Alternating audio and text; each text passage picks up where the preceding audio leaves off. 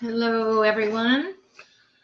Greetings. I am Penny Douglas, I'm Gary Douglas. and we are here with Relationally Speaking. We're doing it on a Saturday because yesterday didn't work out. No. I want to remind everybody to turn your clocks back 1 hour, fall back, and don't be late to church tomorrow or early to church tomorrow. And I have another little surprise. What? That you aren't expecting. What's that? Happy birthday. I got you some birthday presents that I haven't given to you yet. You're putting it. Yeah. I got a cake in there for you too. But you know about that one. But look what I got you. Ed Cole, huh? Edwin Lewis Cole. Hmm. The most widely read, what does it say? Most widely read men's author in the world. Being a hero in cultural chaos, strong men in tough times.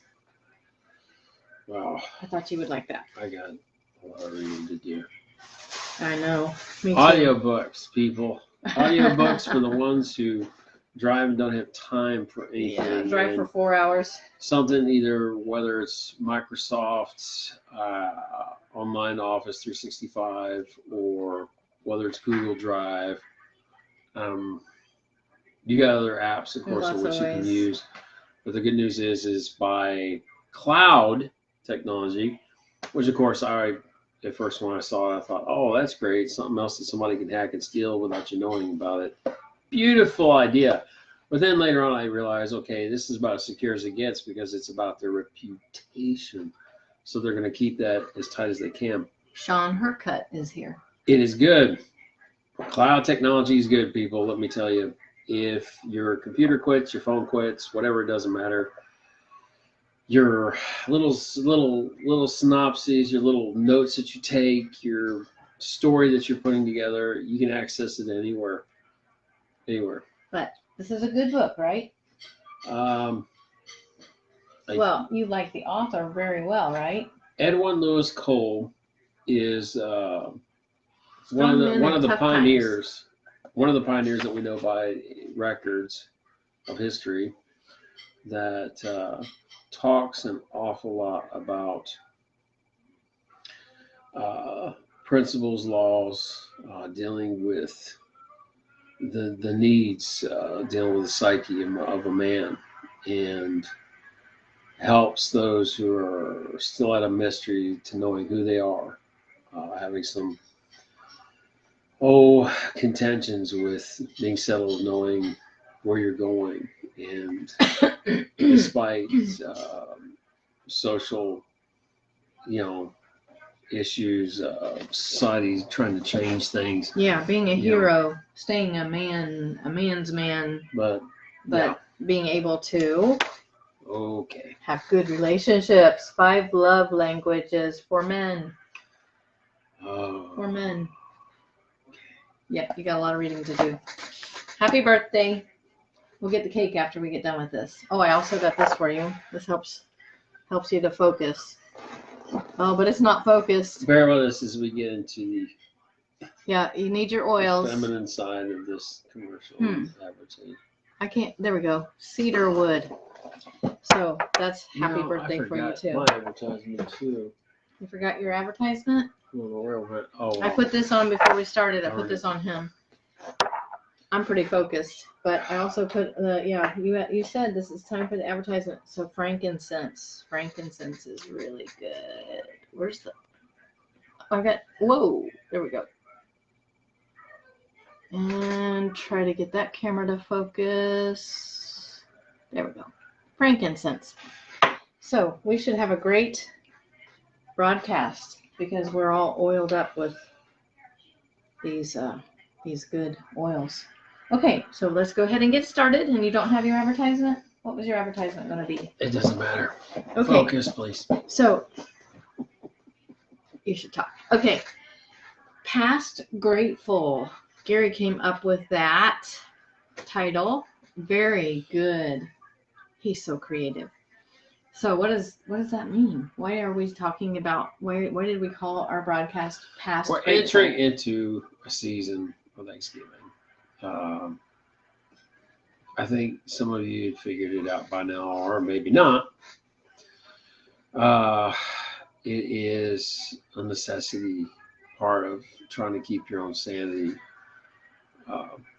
especially during, appointments to where you're limited or you feel captive, or, where circumstances are definitely beyond your control. Everyone has an appointment, something which they have to endure.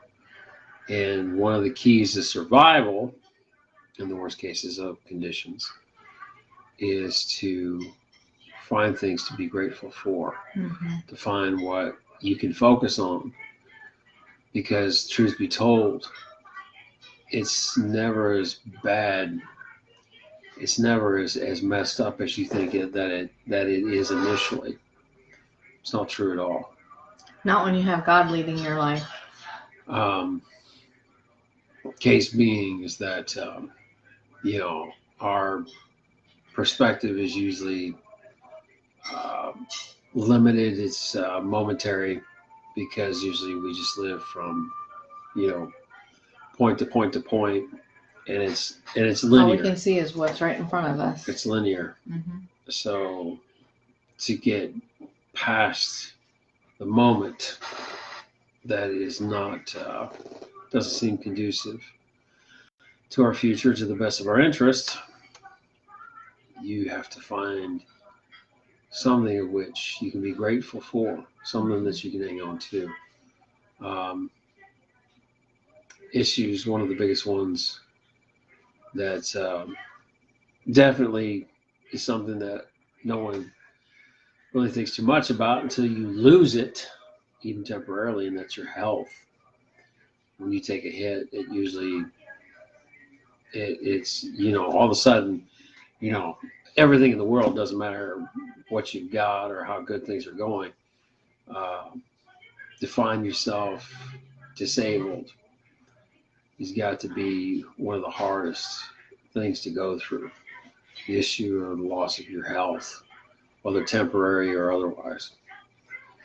All you want is to be well. Yeah. And then you really appreciate the good health that you had. It's the same old survive. Vanessa's here. Hi, Vanessa. You go through a lot of stuff. A lot of daredevils, a lot of people that don't consider too much. Says we have 3 people. Hi, whoever is here. Yeah. You can't see her. That little counter. The counter is about absolutely useless. You're late, but it's okay. You just missed a few commercials. The whole issue of the good stuff you're here during for. the worst of things, of anything that would take your life. If you already know where you're going, then you've got nothing to be afraid of. You don't fear death. But the problem isn't dying. The problem is surviving afterwards and having to deal with the aftermath for some duration of time. Accidents sick, and things of that nature. Yeah. There's always something to be grateful for. The fact that you can still see, the fact that you can still hear, you can still walk. Still think. Still love. You still have, you still have some sand in the hourglass left. You still have time to do and to fulfill what you were called to do. That you have a passion to fulfill. Everyone has an appointment where they wake up, but as much as I would love to dive into that, it doesn't fit the title. So we're going to try to turn this vessel back a couple of degrees into where we were. And talk about our trip to Florida. Yeah, you can talk about that if you like to. I can handle it. I can just. You want me to just do it? Because I barely remember back then. I can remember all this. Morgan was a baby. We were working on a book right now. We're actually Rodney Powell. Rodney Powell, Mr. Powell. There he is.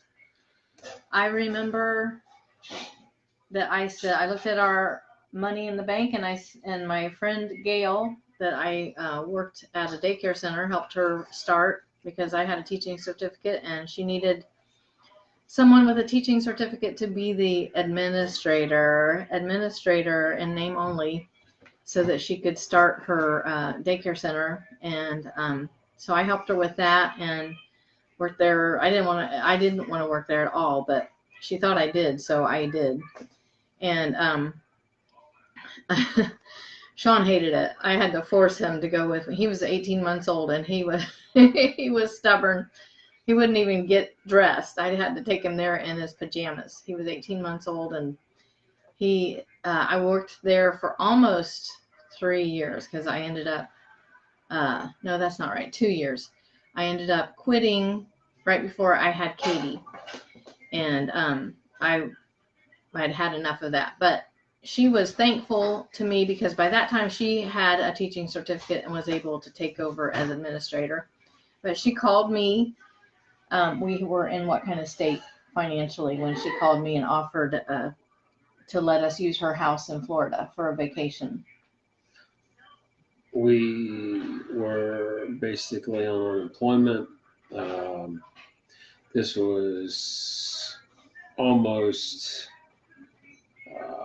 this was 4 months out from a full year from 9/11.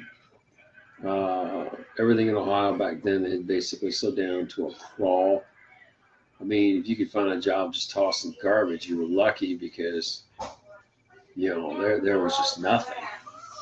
I mean, everything was winding down and companies were just tossing people out the window. Kind of the same thing like, the CFO does as chairman of the board in a corporation, kind of the same gig all over.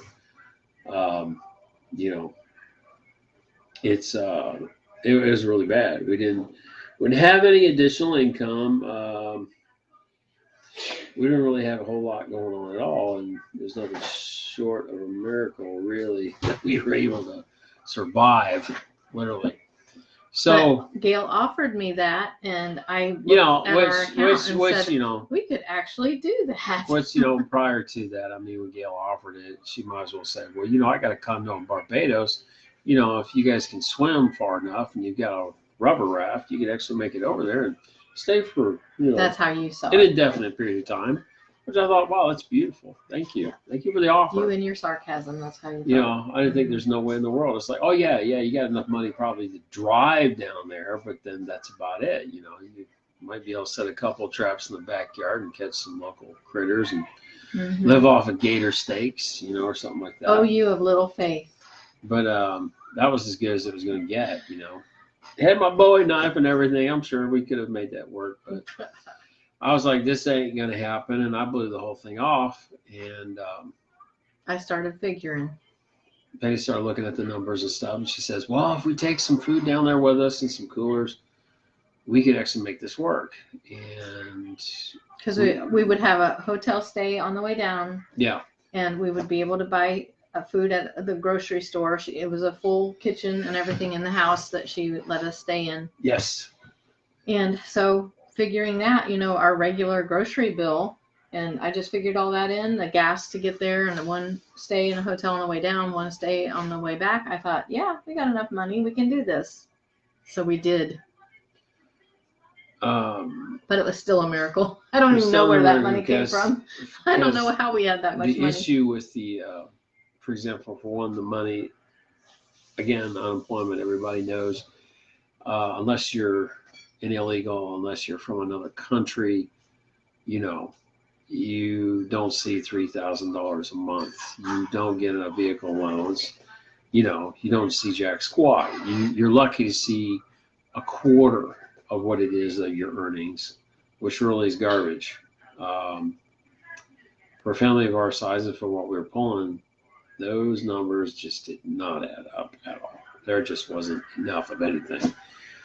But here she's saying we could do this. And I was like, okay, let's do this. And we had never taken a vacation before. No. You were always working. Wait a minute. Yes, we did.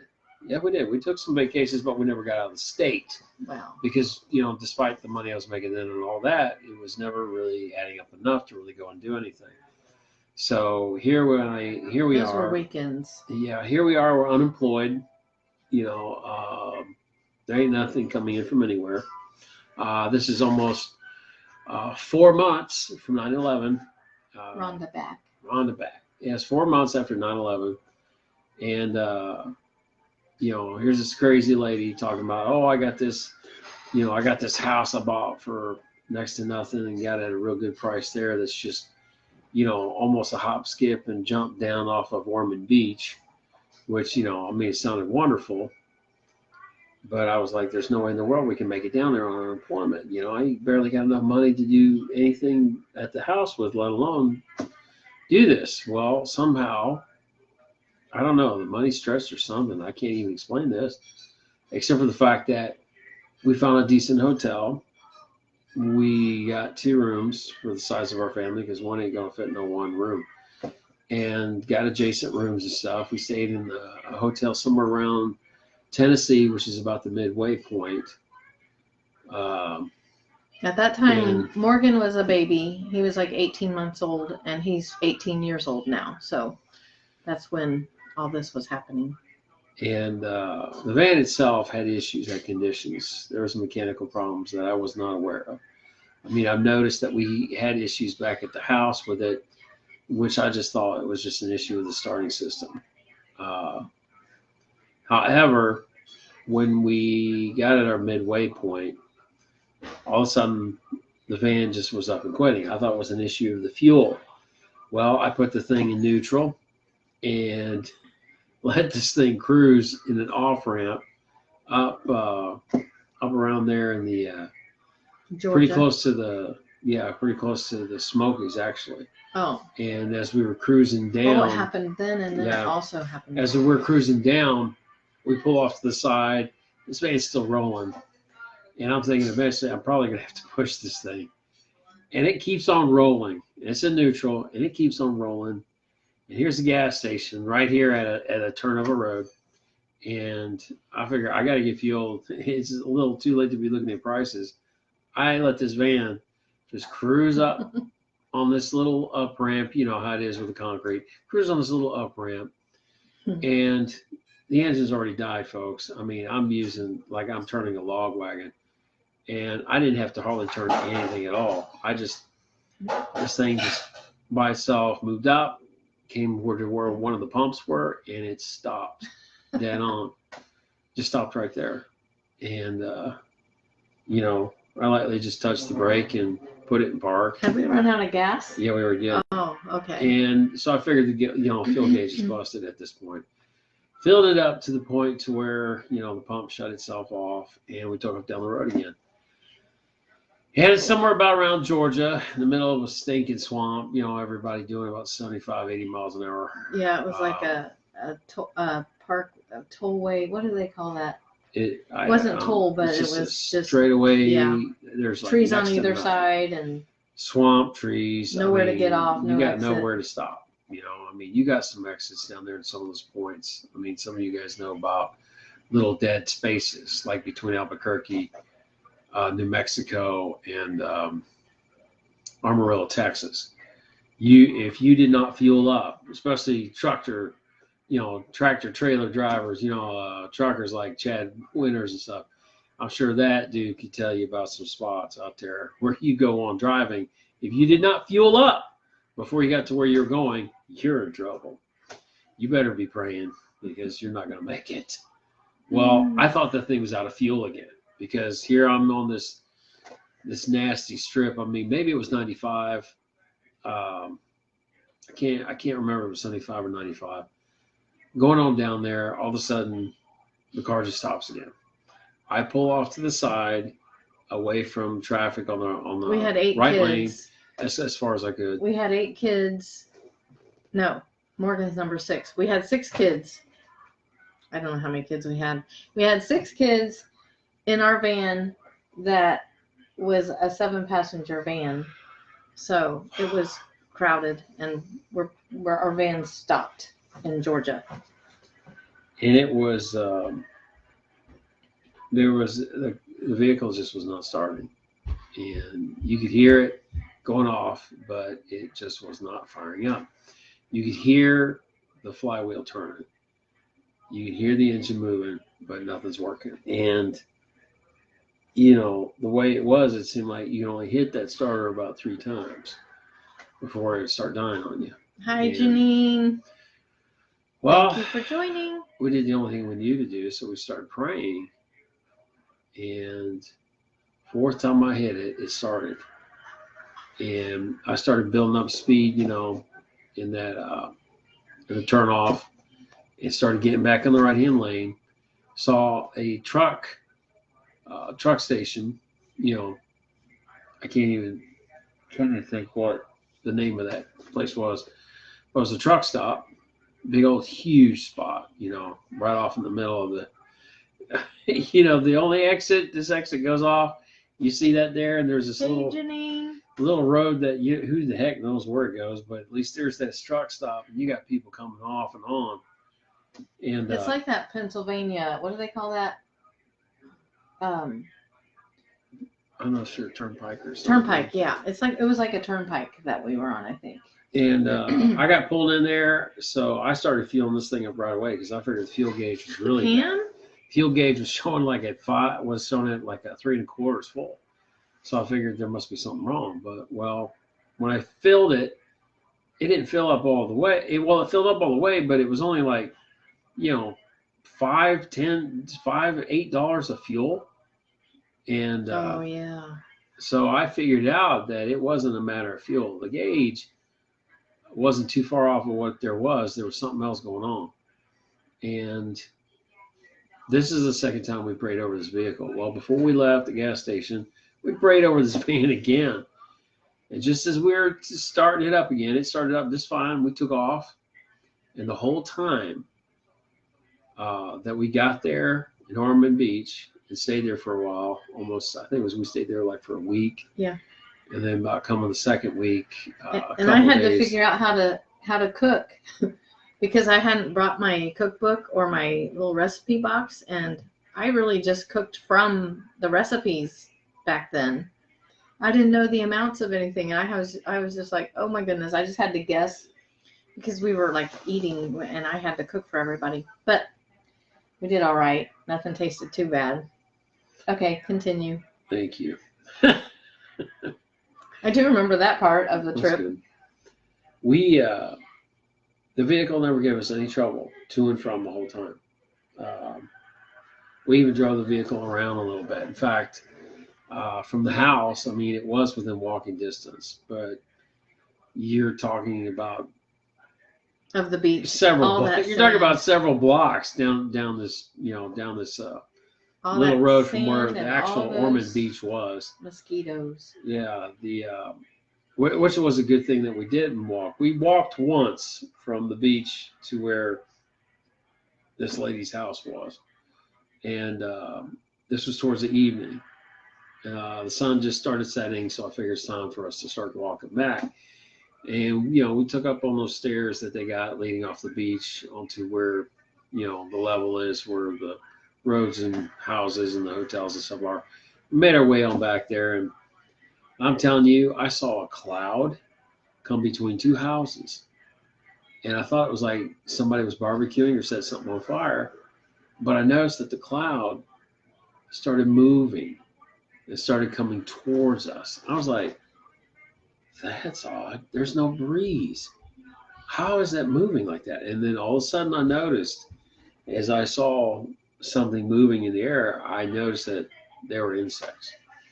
And it didn't take too much of my head to go off and say, oh yeah, those are mosquitoes. So I grabbed the littlest one. She already had Morgan. She already had Morgan, the baby head, with her.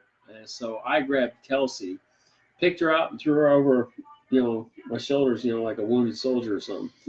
And started taking off running, wearing these stupid flip-flops, trying to carry, half a ton of towels that were soaked, in seawater, and trying to get all these other kids, to book without falling or hurting themselves. So finally we made it back to the house. We got in, and of course the screen porch, the door closed. As soon as the door closed, you could see them all just covering, like it was some sort of digital. They wanted in. Like some sort of digital tent. You watch the whole screen just get covered with these things. And after that, we just took the van back and forth from the beach. So it got some wear on it when we were down there. And never once did it quit. Nope. And interesting enough, it never quit on the way back to Brookville, too, where we were living in Ohio. Yeah. Drove it from Florida to Ohio. It was just awesome that we could. Todd Summers. Todd Summers. All right, Mr. Summers. Yeah, we made it all the way to Florida. Oh, and Beverly White. Beverly White.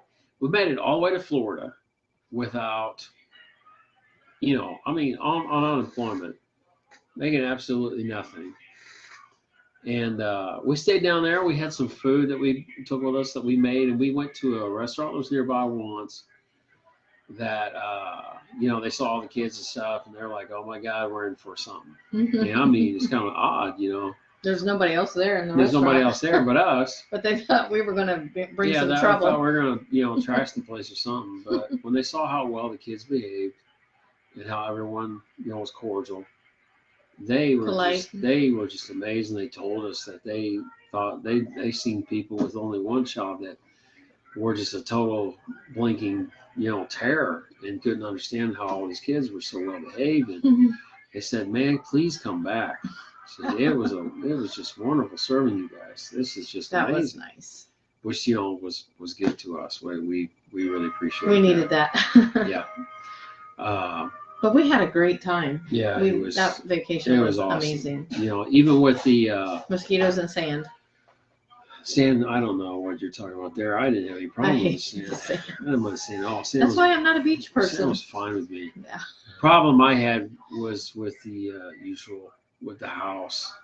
Florida, those who live in Florida. Those big bugs? Florida, they have what they call our housekeepers. And they let these things live. And big spiders. Either you spray the place, you either fumigate it, and I'm talking about one step away from, throwing some thermal reactive, some high level of radiation and practically, nuking the whole neighborhood or something.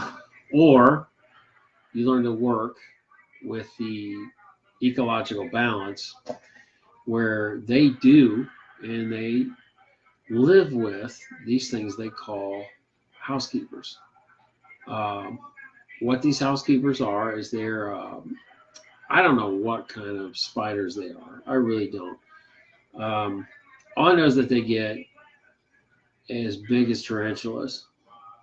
They're kind of thinner though. I'm not talking about they're really. They're not real. They're not massively thick. But they do get big. We saw one in the house, and you made us let it live. One. We saw quite a few. I only saw one. You saw one. I saw it was 4. Oh my goodness! There was one in the drawer when we went into this. I went into the secondary bathroom, and I was looking for something in the drawers. Oh, I can't remember. The willies. Can't remember if it was a razor or what in the world. I was looking for something. I figured they got to have something like that. It's a bathroom, There's got to be something like that in the drawer. And I'm going and open the drawers up. And I open one of the drawer, and I see, this thing's about as big as my hand. And it's right by, it looks like a little, like the comb, like what a woman would put on her hair, they pull her hair back or whatever, and have a lot of rows of these teeth, like comb like. Yeah, even the ones you put there are called combs, yeah. Yeah, like this comb. And I saw a spider just kind of like sitting on top of it or sideways. I was like, oh, Halloween decoration. That's pretty cool. They actually keep some of their Halloween stuff in their own drawers. I thought, well, that's odd. I'm feeling so I closed crawling on me now. So I closed the drawer, and I'm looking at the other drawers. And all of a sudden I'm thinking, wait a minute.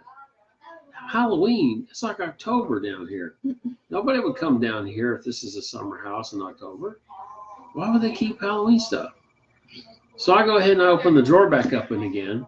I see the comb, but the decoration. The thing I thought the decoration was that I thought the decoration where I thought was a decoration, it wasn't there anymore. It was gone.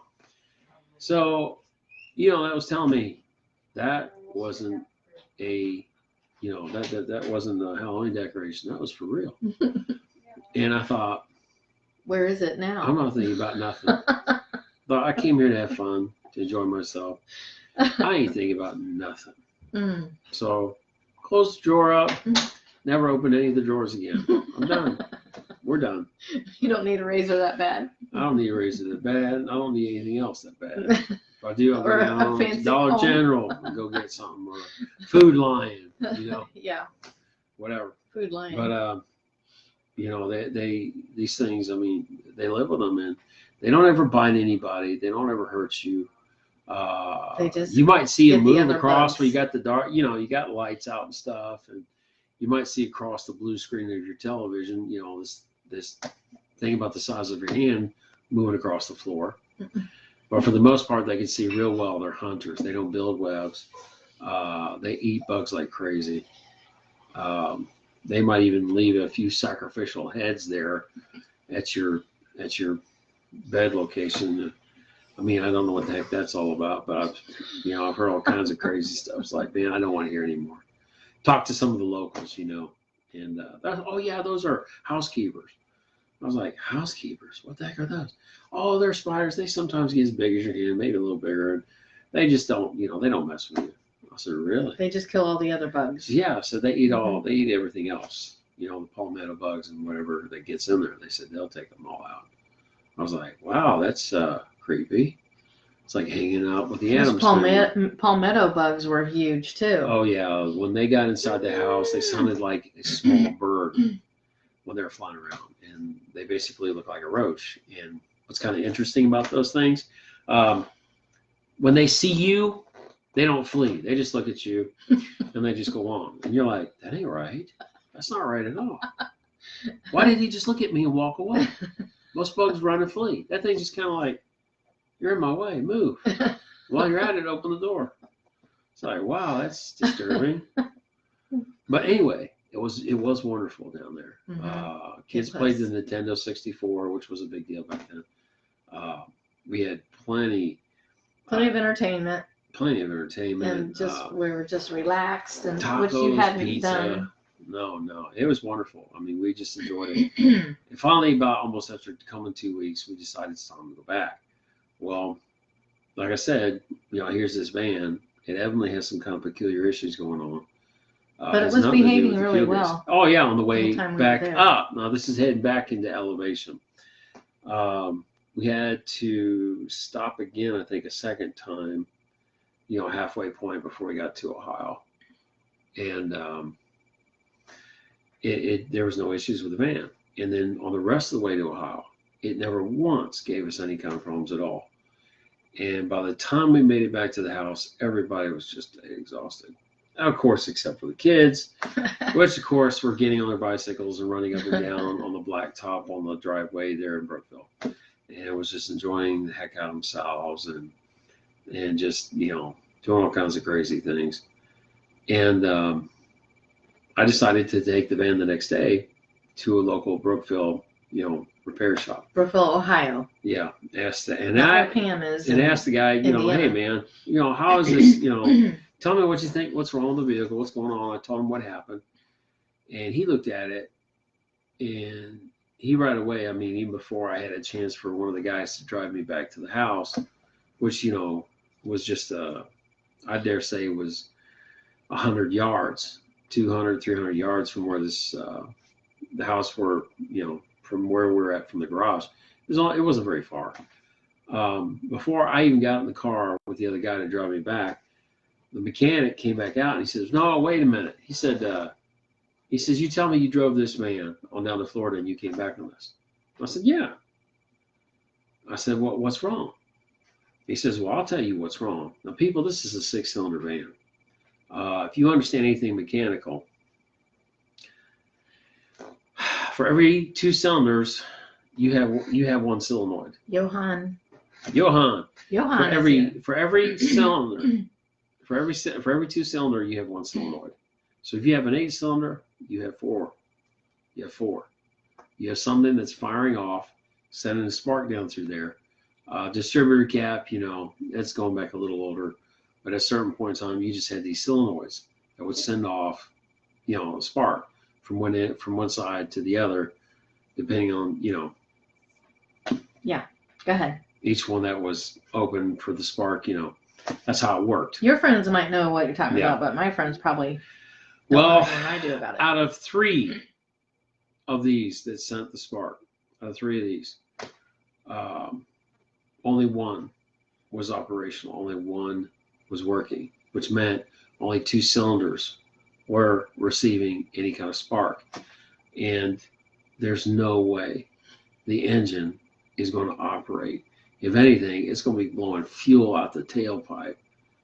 And that vehicle's not going to move anywhere because you don't have enough horsepower for nothing. He said he wouldn't have driven that van out of town. No, he said, I wouldn't have driven this thing out of let town. alone to Florida and back. Yeah. He was looking at me like, he says, what do you believe?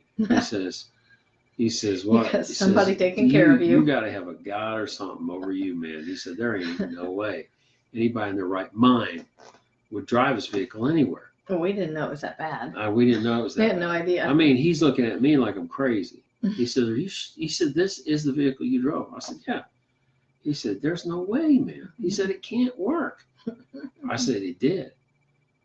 And he's like, he says, yeah, there's no fuel coming out of the tailpipe. And he said, I don't understand this. He says, I'm telling you, I'm a mechanic. I've been at this, he said, for 20 years of my life. I'm telling you, I don't know what's going on here.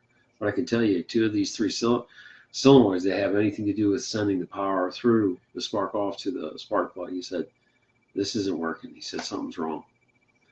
So he replaced the 2 of them. And sure enough, that thing, it was working like it's supposed to. And he had to replace not just those coils.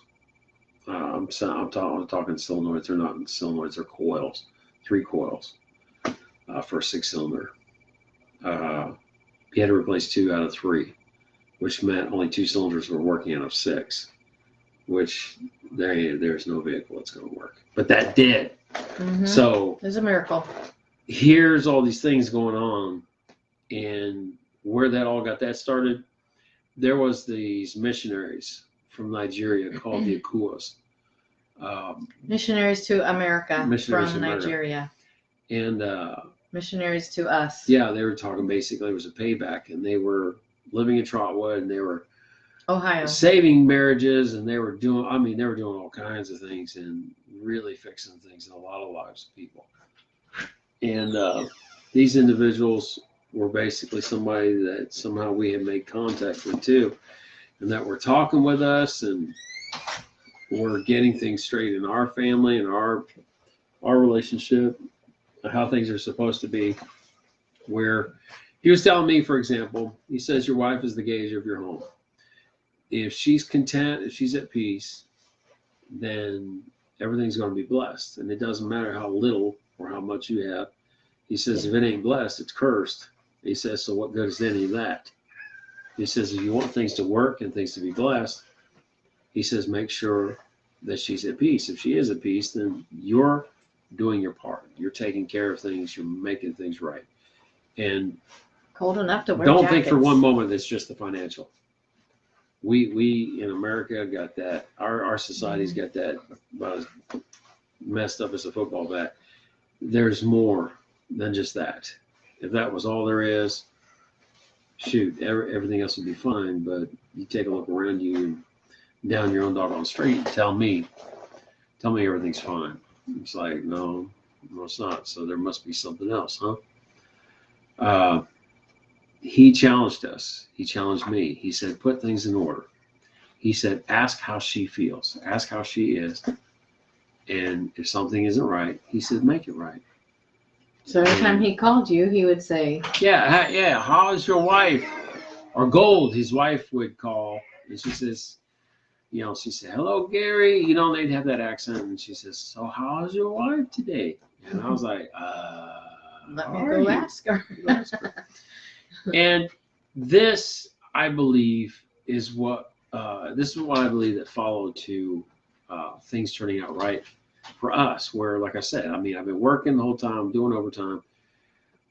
If we try to go on vacation anywhere, we really couldn't go any further than in-state because it seemed like the money was going into pockets with holes. Mm-hmm. But here I am. I'm on unemployment. I'm not making jack squat. I'm not getting anything because I can't find anything. Because it's only 4 months until, a full year of 9/11. Everything around us is just practically spiraling down a toilet bowl financially. And, I'm like, I don't know how in the world we can do anything. But here, somehow. We started to get things in order. Yeah, we started making things in order. And this is one of the things, like this woman come out of nowhere, remembered us, after all these years and say, hey, you'd use our house in Ormond Beach and you can stay there as long as you like, And I just, the whole events, just, how everything worked together was nothing short of miraculous. Yes. I mean, you can put it any way you like it, but our culture has some things that are wrong. We got some things messed up. If we would know what the laws and principles of life are, then a lot of the things that we negate, specifically concerning what is written in the book of life, in the Bible itself, we wouldn't blow it off because we'd actually see the results. And what fool exactly that would be the only person? What individual would turn away from something that works? Nobody would. So why isn't anyone getting a hold of it? It's because somewhere along the line of whatever that they have been taught or that they believe or have yet to come to fully know. I said, it's just like an instruction book. If I sat here and I read just a couple of lines and I go ahead and I did it, but I didn't read the whole manual and how that I was supposed to operate something, and then it didn't work. Now, is it that object or that device? Was that thing faulty? Was it dysfunctional? Or was the manual wrong? Or was the manual wrong? Or was there something on my part that I didn't read all the instruction and knew exactly what it all told me to do? I only read halfway, only got a part of it, and then thought I could run with the rest. It's like, no, it doesn't work. But I'm telling you, yeah, the laws which are universal, the principles which are divine, they are solid, folks. They are for real. The issue with the Akuas, the blessings, the things that follow thereafter, for all those years that I had worked and couldn't do anything, and here, I'm just getting unemployment. I'm barely got enough for anything, but yet somehow the numbers don't add up and everything just worked. Mm-hmm. So the only thing that I could qualify that for, and you can say, well, maybe that was just a probability, a random chance. Well, you can say what you want to believe, but for all the years that I busted my tail and never could make it work, and here making sure that she was at peace, that things was at right in the house. I mean, for example,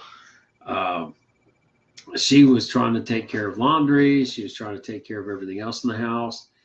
And the kids were doing nothing but their school, which of course she practically had to beat them over their little noggins to get them to sit down for some of them and actually finish their school.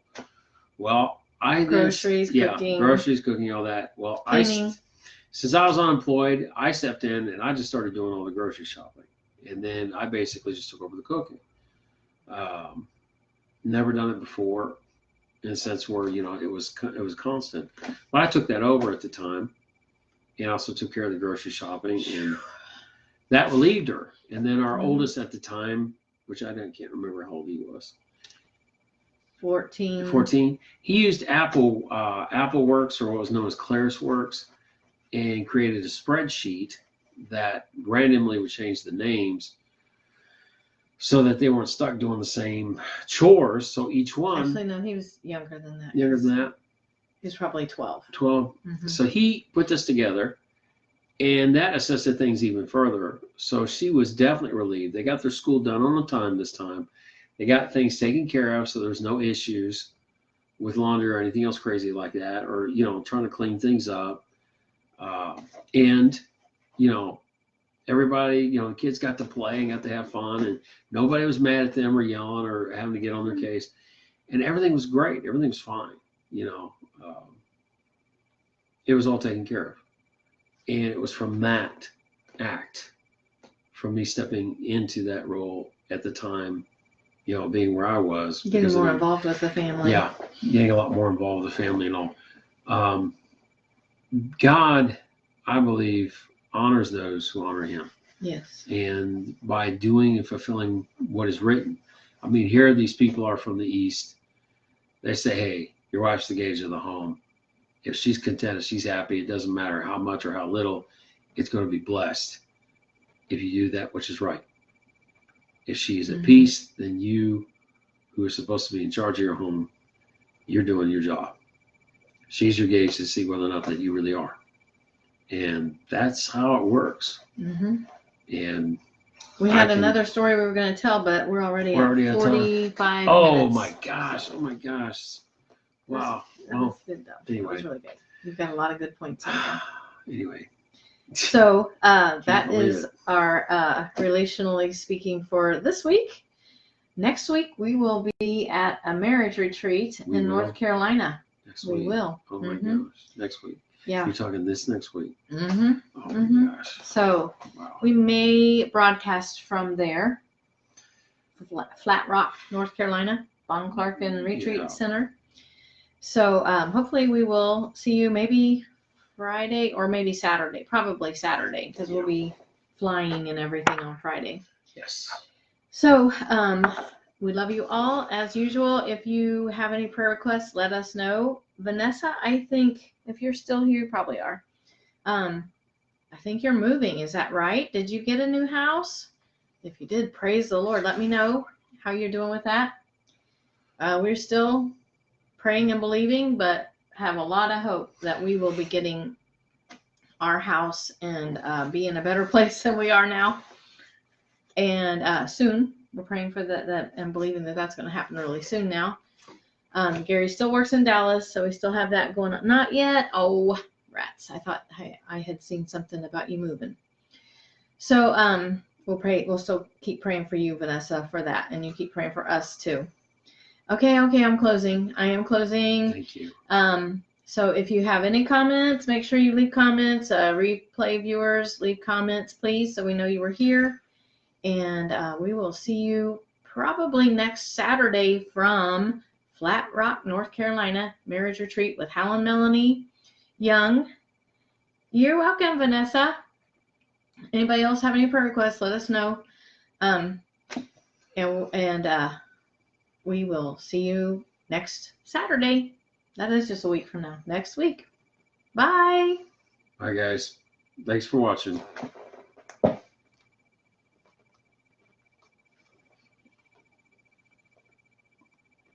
Oh, no.